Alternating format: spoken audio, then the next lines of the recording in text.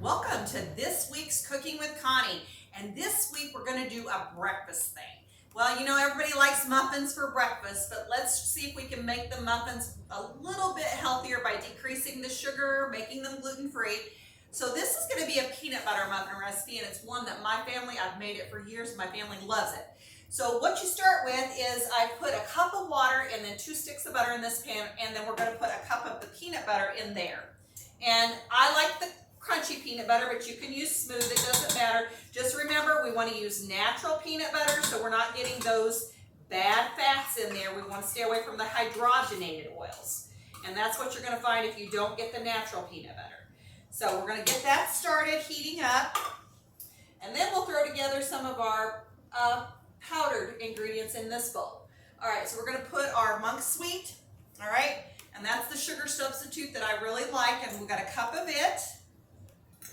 And this is 2 cups of Connie's baking mix. Remember, you can get this at the bargain center pre-mixed already. So it's going to be that flour blend that I like to use for all of my gluten-free baking. And we're going to put in a teaspoon of baking soda, not baking powder.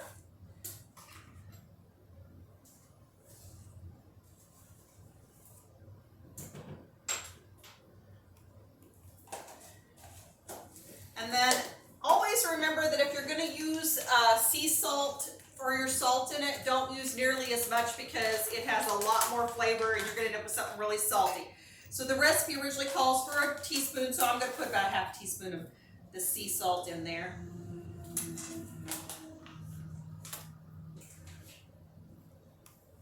All right, so what we're going to do is go ahead and get this brought to a boil. So we're melting these ingredients and then we're going to pour them into the powdered ingredients.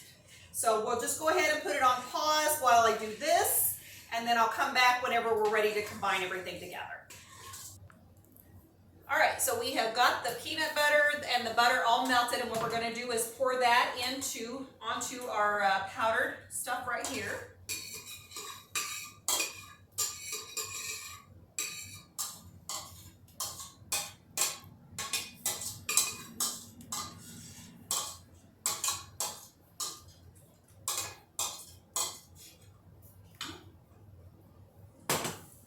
Start stirring that up.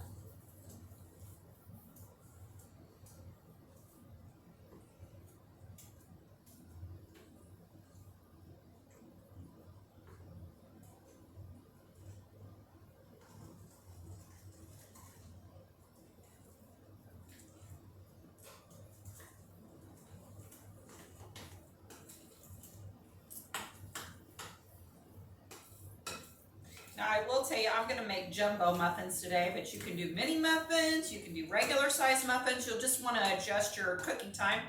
And I've also done this in a loaf pan and made a peanut butter bread.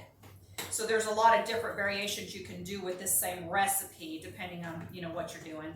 All right, so we're going to add 2 eggs to this right here, and we're going to add a ½ cup of milk.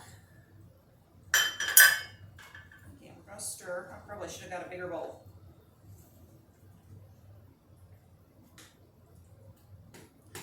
And then the other thing that I'm going to add into this, again, remember we always like to add in some healthy stuff, and if I'm going to do it, this is going to be a morning thing, so I'm going to put some omega-3s in early in the morning.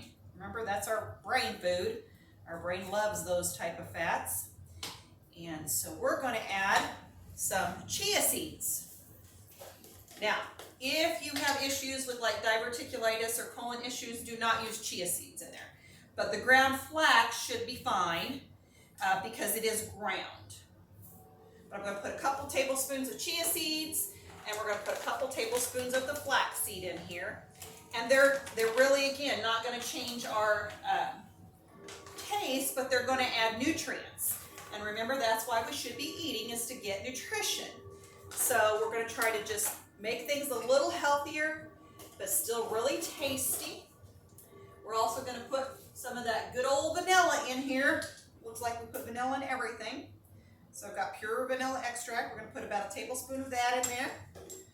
We're going to continue to mix this. Now, one variation I do with these a lot, and I'm going to do that today, is sometimes I'll add some chocolate chips to this because it just makes them better. So I'm going to add some white chocolate chips since one of my guests has problems with regular chocolate. So that way she can sample them. But I'm going to go with the Chalk Zero again, so the sugar-free chocolate chips. So get that all mixed up good. Try to get your lumps out of there and bumps.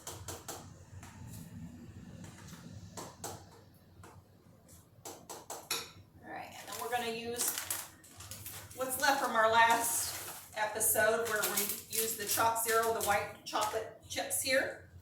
And like I said, this is totally up to you if you want to do this or not, but I don't know, I don't think white chocolate chips in the peanut butter could hurt anything.